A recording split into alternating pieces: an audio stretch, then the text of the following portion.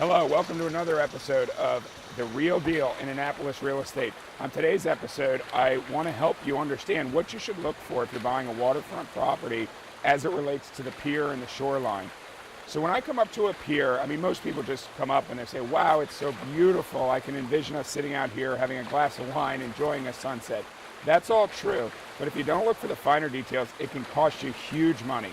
Okay, so the first thing I do when I walk up to a pier is I look to my right and my left to see if there's any sailboats.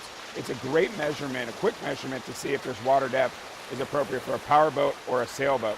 Okay, second thing I look for is to see if there's power and water to the dock. So in this particular situation, I can see that there's two boat lifts, so we obviously have power. Now I need to look to see if there's water. I did find water here at the spigot. I turned it on, there was water coming out. It's a very important thing to do. All right. Next thing you look for is the quality of the pilings. Okay. So on these piles, we're missing some of the copper tops. As you can see, there are a couple that do have it and a couple that don't. If you don't have it, the weather's just going to tear them apart. You also need to look at the base of the pilings to see how worn out they are, and then also look to see, how green they are. It's going to be a good indication of how fresh that wood is.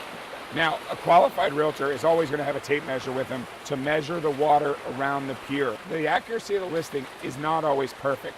So if you show up and you do not have a tape measure, a quick and easy way to do it is to come over to the lift. You can take off the CPVC piping and you can just drop it in. So in this case, water was this high, okay?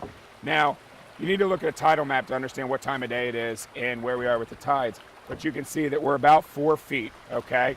And if it was only down to here and it was only a foot or two, you would need to compare it to the listing. It is not unusual for agents to say they have 6 feet of water when actually it's less than that. So be very, very careful if you're buying a waterfront property to understand what your mean low is. So that's a quick and easy way to do it, or a qualified agent will have a tape measure and make measurements around. So again, when you walk up to a pier, you're looking for power and water, you're looking for the quality of the pilings, quality of the decking boards, depth of the water. All right? Have an awesome day. Thanks again for tuning in to another episode of The Real Deal in Annapolis Real Estate. Thanks a lot. I'm Dave Orso. Bye-bye.